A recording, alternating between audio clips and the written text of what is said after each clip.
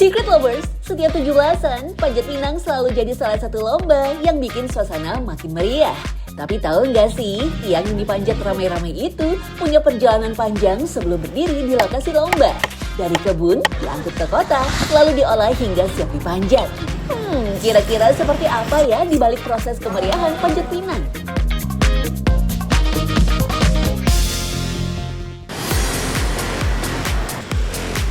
Kita mulai dari Manggarai, Jakarta Selatan, Secret Lovers. Di sini, batang pinang dijual untuk berbagai keperluan, termasuk perlombaan panjat pinang.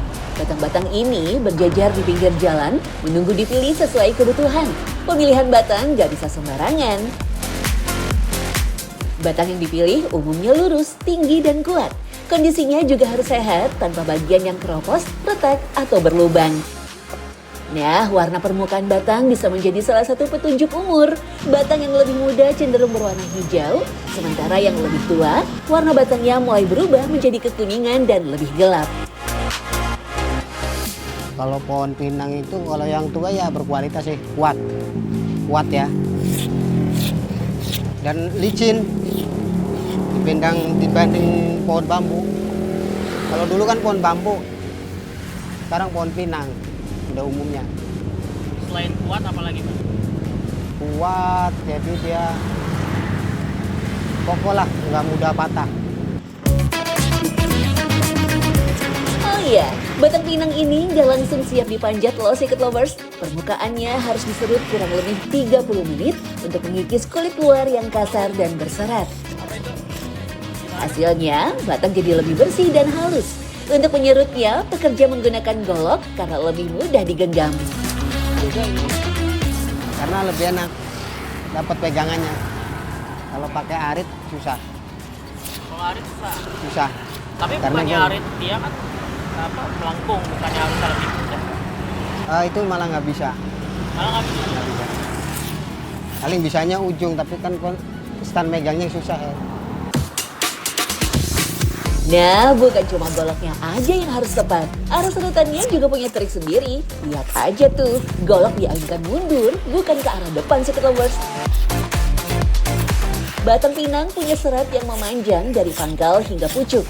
Kalau arah serutan melawan serat, ujung golok bisa tersangkut dan mengikis batang terlalu dalam. Jadi gerakannya harus mengikuti serat supaya permukaan tetap rapi dan batang nggak rusak. Kalau terlalu begini ya nyasyak tuh, ya kan? Oh, kalau gitu gimana? Nah, nyasrak tuh, nggak dapet. Tapi kalau mendatar kena dapat. Kalau mendatar dapat. Jadi jangan terlalu apa Pak? Jangan terlalu menungging gitu.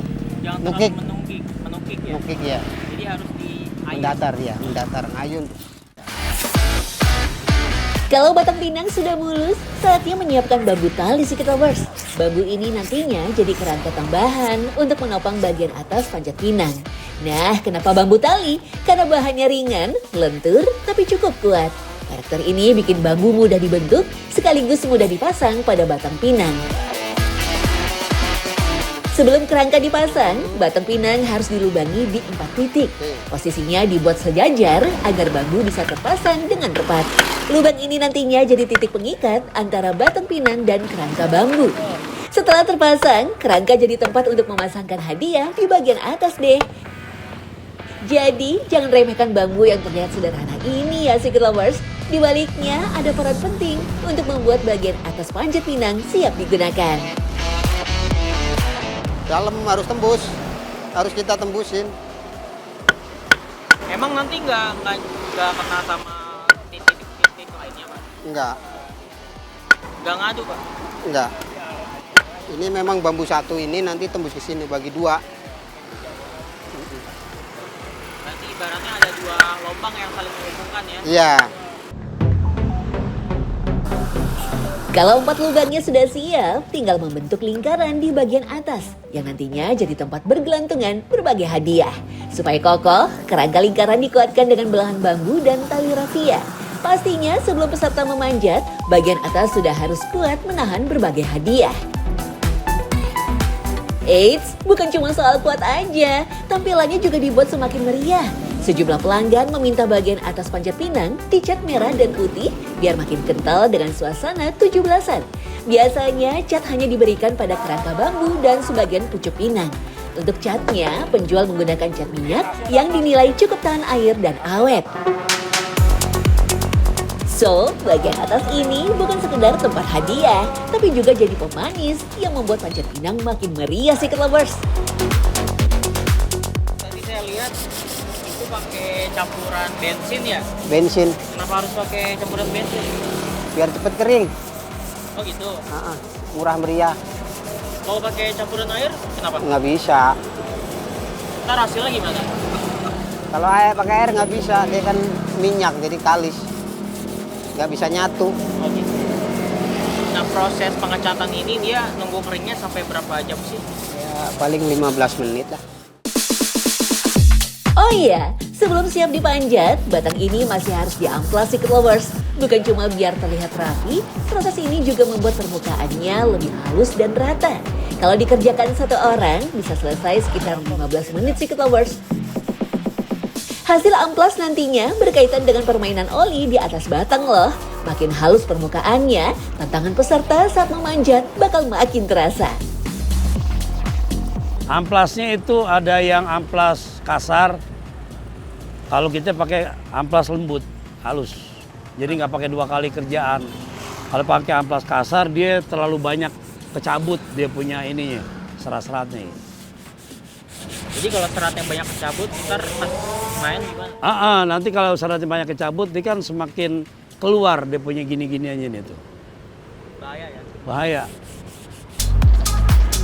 Pesanan Panjat Pinang biasanya mulai ramai menjelang hari H. Harganya bisa sampai 2 juta rupiah. Setelah rapi kayak gini, waktunya ngantar ke pelanggan. Mengirimkan pesanan gak semudah itu loh Secret Lovers. Butuh banyak orang dan effort banget. Tiang sebesar ini butuh perhitungan. Ukuran tiang harus disesuaikan dengan mobil, kondisi jalan, dan lokasi tujuan.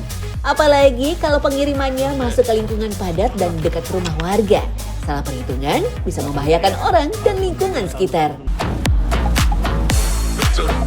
Oh iya, pernah kepikiran gak sih Secret Lovers dari mana batang pinang untuk lomba 17-an ini berasal? Rupanya menurut penjual di Manggarai, stoknya banyak didatangkan dari Rangkas Bitung, Banten. Tapi nggak harus jauh-jauh, di Kemang, Kabupaten Bogor, pohon pinang masih bisa ditemukan. Menariknya, pohon-pohon ini tumbuh dekat dengan permukiman warga. Karena itu, proses penebangannya nggak boleh sembarangan. Sebelum ditebang, pohon diikat dengan tambang untuk membantu mengarahkan jatuhnya. Tujuannya jelas, agar pohon tidak jatuh ke arah warga atau lingkungan sekitar. Pohon yang dipilih juga harus cukup tua, keras, tinggi, lurus, serta kuat. Ini dari ini aja bawahnya nggak bisa. Ini dia takut bawahan takut ini nggak lurus. Ini menebang ininya begini. Dari palanya aja. Bagian itu. Iya bagian ini aja bawahnya. Kalau di akarnya? Dari akarnya takut robohnya nggak rata gitu. Nggak lurus dah nebang dari akarnya mah.